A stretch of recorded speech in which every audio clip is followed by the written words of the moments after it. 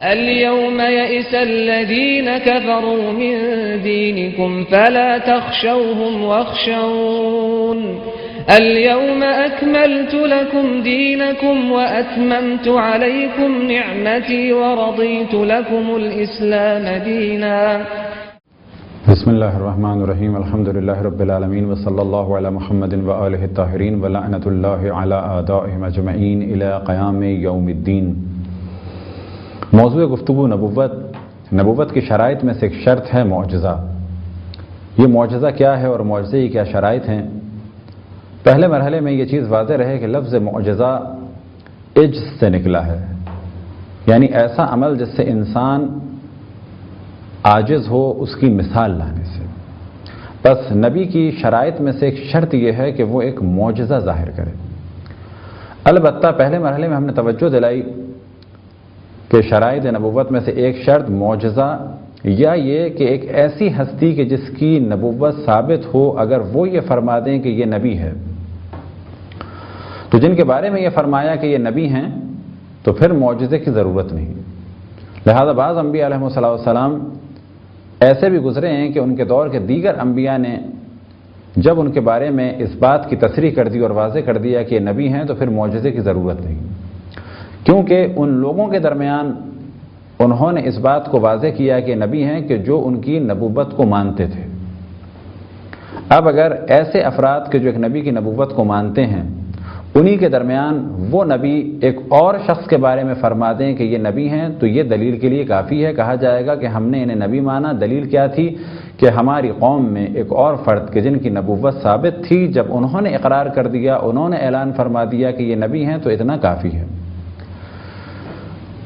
اب اگر ایسی کیفیت نہ ہو تو صرف ایک راہ بچتی ہے، اور وہ یہ کہ نبی کہ جنہوں نے نبوت کا دعویٰ کیا ہے وہ اپنے دعوے کے اس بات کے لیے، یعنی اپنے دعوے کو ثابت کرنے کے لیے ایک معجزہ ظاہر فرمائیں۔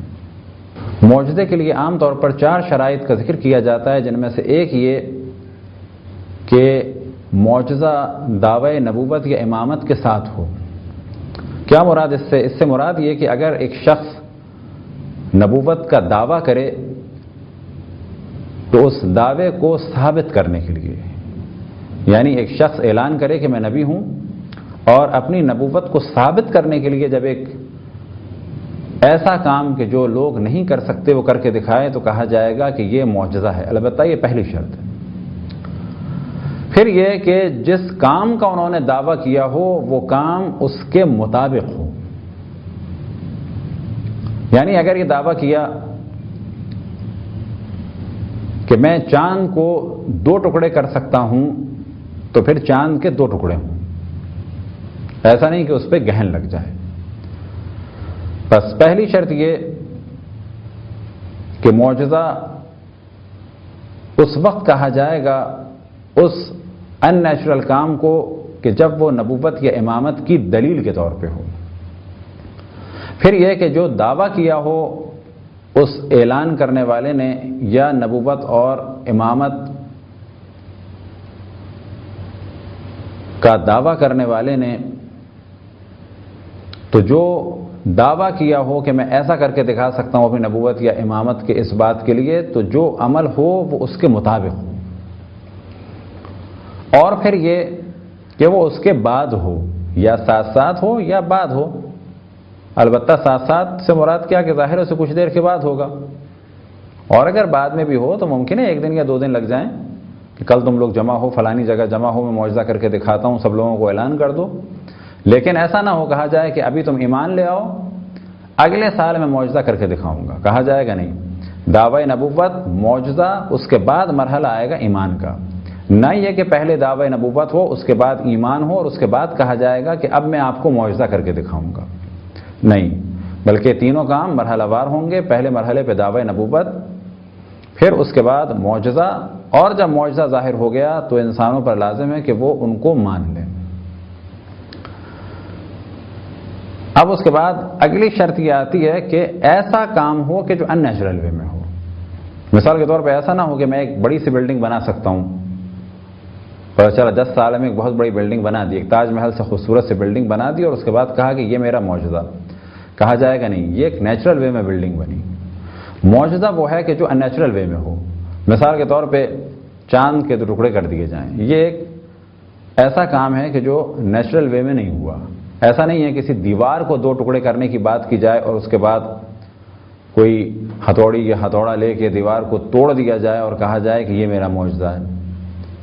بلکہ جو آپ نے معجزہ کیا تو اس میں پہلی شرط کیا تھی کہ آپ نے دعویٰ نبوت کیا، پھر اس کے بعد دعویٰ نبوت کے اس بات کے لیے معجزہ ظاہر کیا، اور جو شق القمر کا آپ نے اقرار کیا کہ ہاں میں یہ کام کر سکتا ہوں، تو چاند کے ٹکڑے ہی ہوئے، نہ یہ کہ چاند پہ گہن لگ گیا.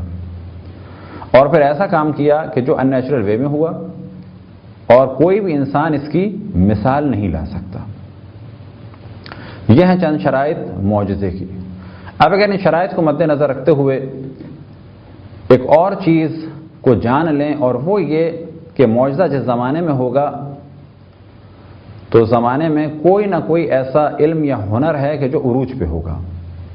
تو اللہ سبحانہ و تعالیٰ کی سنت یہ نظر آتی ہے کہ جو علم عروج پر ہے اسی کے مطابق معجزہ ہو رہا ہے. مثال کے طور پہ جناب موسیٰ علیہ السلام کے دور میں جادو کا عروج تھا. اب جب فرعون نے دربار میں جادوگروں کو جمع کیا تو جناب موسیٰ کا معجزہ یہ تھا کہ جادوگروں کی جو آخری حدود ہیں، اور جادوگر جانتے ہیں کہ آخر میں ہم کیا کر سکتے ہیں، تو جادوگروں کے ان تمام کاموں کو جناب موسیٰ علیہ السلام نے بحکم خداوند تبارک و تعالیٰ باطل کر دیا. یہ چیز ذہن میں رہے کہ جادوگر یا کوئی بھی ایسا آدمی جو اپنی فیلڈ کا ماہر ہو، وہ یہ جانتا ہے کہ اس کی آخری حد کیا ہے اور زیادہ سے زیادہ اور بڑے سے بڑا کیا کام کیا جا سکتا ہے.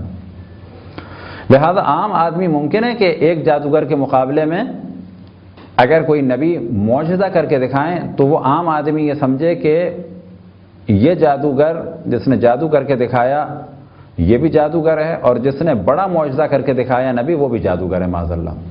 لیکن وہ آدمی کہ جو اس علم کی حد و حدود سے آشنا ہو، مثال کے طور پہ جادو کی حد و حدود سے آشنا ہو، تو وہ یہ جان لے گا کہ نہیں، پہلے والے نے تو جادو کیا، کیونکہ ہمیں معلوم ہے کہ جادو سے یہ کام کیا جا سکتا ہے، لیکن جو دوسرے شخص نے کام کیا ہے وہ یہ کام جادو سے نہیں ہو سکتا. بس اس کا یہ کام اللہ سبحانہ و تعالیٰ کی جانب سے جادو کے ذریعے سے نہیں ہو سکتا. اب یہاں پر مثال ذہن میں رکھتے ہوئے اس موضوع کو سمجھنے کی کوشش کی جائے.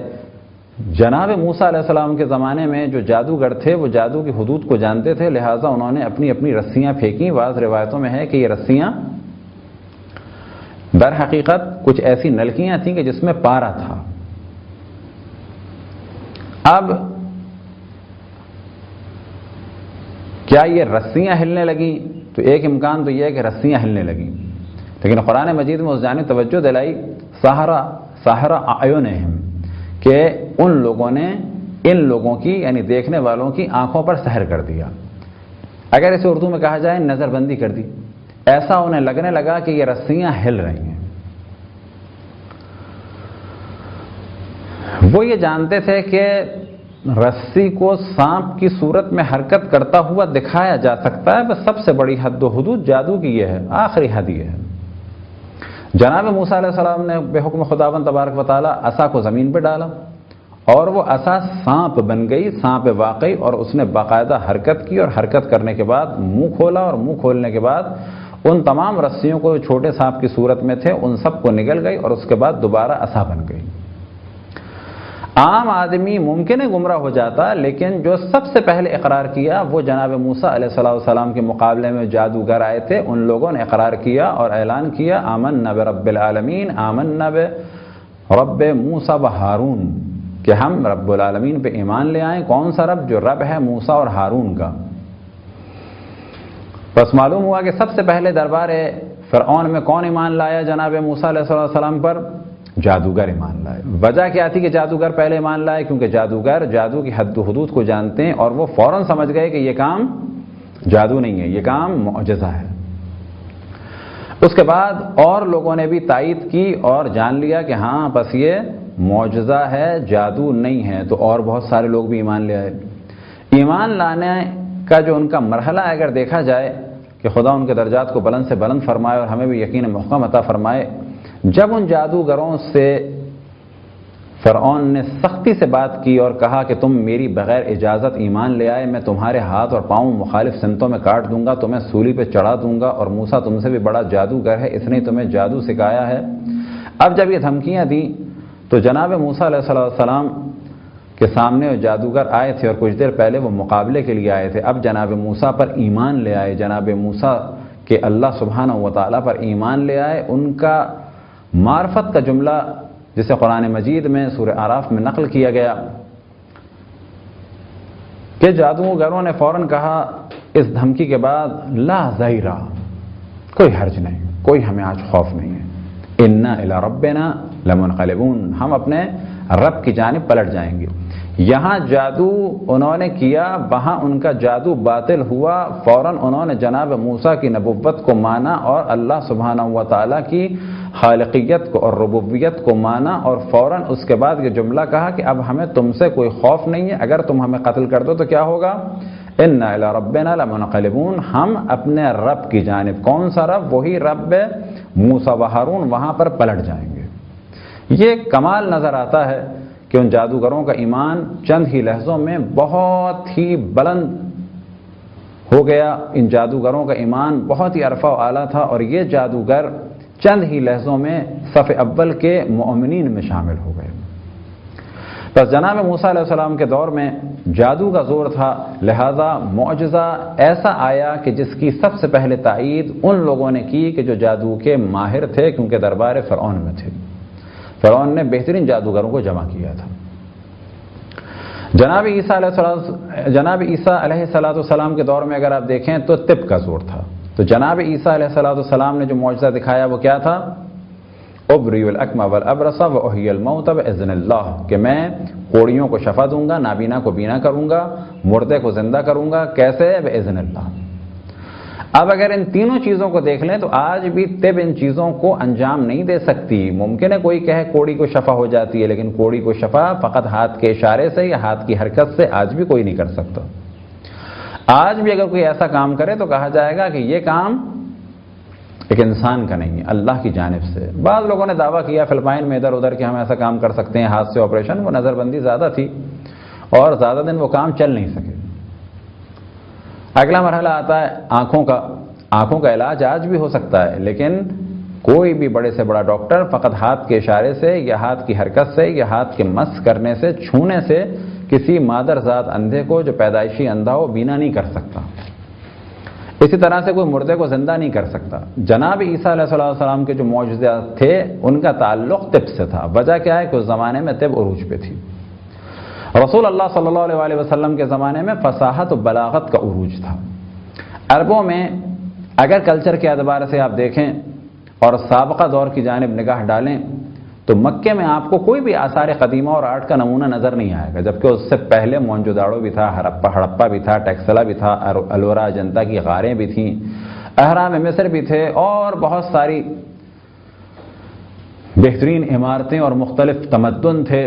لیکن مکے میں آپ کو کوئی بھی خوبصورت بلڈنگ, کہیں پہاڑوں میں بہترین قسم کی سنگ تراشی, یا حتیٰ اگر وہ مجسموں کے شوقین تھے تو خوبصورت قسم کے مجسمے, کچھ ایسی چیز نظر نہیں آئے گی. وجہ کیا ہے کہ وہ جو کچھ بناتے تھے کوئی بہت زیادہ ہنر کی اعلی ترین چیز نہیں ہوتی تھی, کوئی بہترین ہنر کا نمونہ نہیں ہوتا تھا, کیونکہ ان کا زیادہ دماغ چلتا تھا مار دھاڑ میں, شور شرابے میں, لڑائی جھگڑے میں, جیسا کہ آج بھی چلتا ہے, اور ایک جذباتی قوم ہے.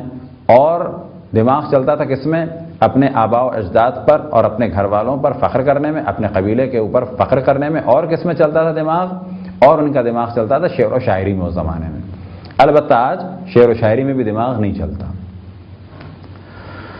تو ایسے زمانے میں کہ جب شعراء کا زور ہے, اور شعراء بھی ایسے کہ ان میں کفر تھا تو اپنی ایک الگ بات, لیکن بالآخر میں تصدیق کی کہ یہ کلام جو ہے عام کلام ہے نہیں اور ہم اس کی مثال لا نہیں سکتے. انشاءاللہ معجزہ رسول اللہ صلی اللہ علیہ وسلم کے ضمن میں جب قرآن کی گفتگو ہوگی تو وہاں پر بعض مثالیں دی جائیں گی.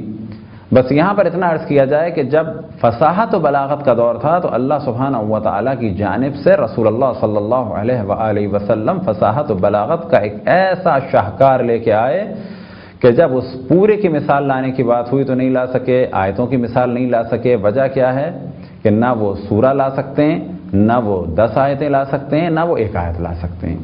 البتہ ان شعراء نے بعض جگہ اقرار کیا کہ یہ کام ہماری طاقت اور قدرت میں نہیں. اب اگر اسی گفتگو کو آگے بڑھائیں، بعض دفعہ دیکھا ہوگا آپ نے ہمارے یہاں بعض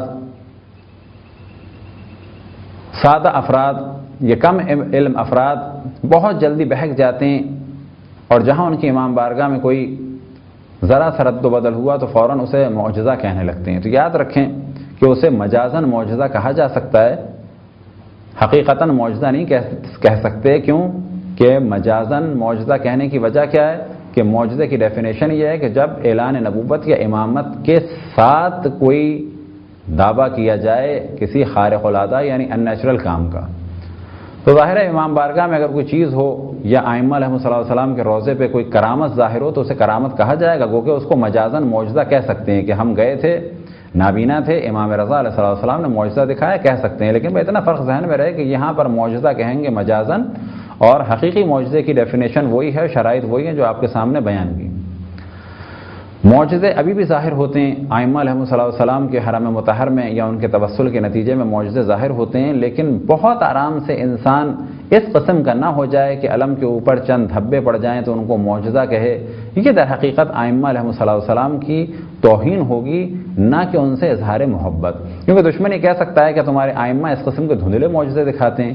تو یاد رکھیں کہ اگر ائمہ علیہ السلام معجزے دکھانا چاہیں گے، اگر وہ چاہیں گے تو انہی اسٹیل یا چاندی یا تانبے کے علم سے ایسا کچھ دکھا سکتے ہیں کہ آج کے دور میں چاہے وہ امریکہ ہو یا یورپ کے بعض ممالک ہوں یا جاپان ہو یا چائنا ہو یا کوریا ہو، جتنے لوگ ماہر ترین ہیں ٹیکنالوجی میں، کمپیوٹر میں یا الیکٹرانکس میں، ان کے بھی سر جھک جائیں گے کہ یہ کام کسی انسان کا نہیں ہے۔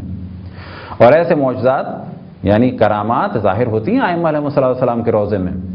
کتنی دفعہ ایسے واقعات ہوئے کہ ٹانگ پوری سڑ چکی ہے، کاٹنے کا ارادہ ہے، اپوائنٹمنٹ لیا جا چکا ہے، اور اب ڈاکٹر یہ کہہ رہے ہیں کہ اب اگر 3-4 دن بھی لیٹ کر دیا تو اور یہ زخم بڑھ جائے گا، اور یہ بیماری بڑھ جائے گی، زہر پھیل جائے گا، موت واقع ہو جائے گی۔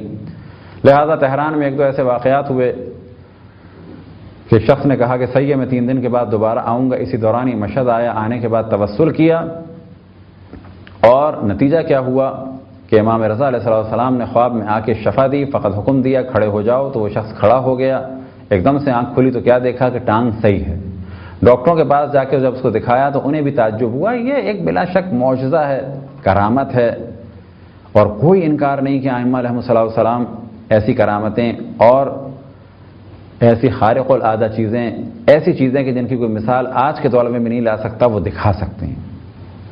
لیکن جب بھی کوئی ایسا واقعہ مشہد میں ہوتا ہے تو فوراً اعلان نہیں کرتے، کہ جب بھی کوئی واقعہ ائمہ علیہ السلام کے روضے میں ہوتا ہے تو فوراً اعلان نہیں کرتے، بلکہ اس شخص کو لے جاتے ہیں، لے جانے کے بعد اس کی تمام فائلیں چیک کرتے ہیں، اس کے محلے میں اس کے اعزاء سے، اس کے اقربا سے، اس کے جان پہچان والوں سے سوال کرتے ہیں کہ واقعاً ایسا پرابلم تھا یا نہیں تھا، واقعاً یہ نابینا تھا یا نہیں تھا، یہ لنگڑا تھا یا نہیں تھا، اس کی ٹانگ جو ہے وہ ختم ہو چکی تھی یا نہیں ہو چکی تھی، مثال کے طور پہ مفلوج ہو چکی تھی یا نہیں، یا اس کی ٹانگ میں زہر پھیل چکا تھا یا نہیں۔ جب یہ ثابت ہو جاتا ہے کہ واقعاً یہ نابینا تھا اور اب بینا ہو گیا تو پھر اعلان کرتے ہیں حرم سے۔ وجہ کیا ہے اس چیز کی؟ وجہ یہ ہے کہ اگر ایک شخص جائے کہ جو دیکھتا ہو، محلے والے جانتے ہیں کہ یہ دیکھتا ہے، اور حرم میں جانے کے بعد شور کر دے کہ مجھے نظر آنے لگا، پھر اس کا اعلان ہو جائے، ٹی وی سے اعلان ہو جائے، بعد میں محلے والے دیکھیں کہ بھائی یہ تو صحیح تھا، اس کا کیسے معجزہ ہو گیا، تو ہوگا کیا اس کا نتیجہ کہ جوہلا تو ایک شخص کو مشہور کر دیں گے، لیکن اس کا نتیجہ کتنا برا نکلے گا کہ وہ لوگ جو پہلے سے جانتے تھے کہ یہ نابینا نہیں تھا، وہ امام رضا علیہ السلام یا باقی ائمہ کے دیگر معجزات میں بھی شک کرنے لگیں گے، کہیں ایسا تو نہیں کہ باقی بھی ایسے ہی تھے صحیح و سالم اور ایک دم سے انہوں نے اعلان کر دیا کہ ہم بینا ہو گئے۔ بس یاد رکھیں کوئی بھی ایسی علامت جو امام بارگاہ میں کسی جگہ پر ہو تو فوراً انسان شور نہ کرے، یہ دیکھے کیا وجہ ہے کیا نہیں ہے۔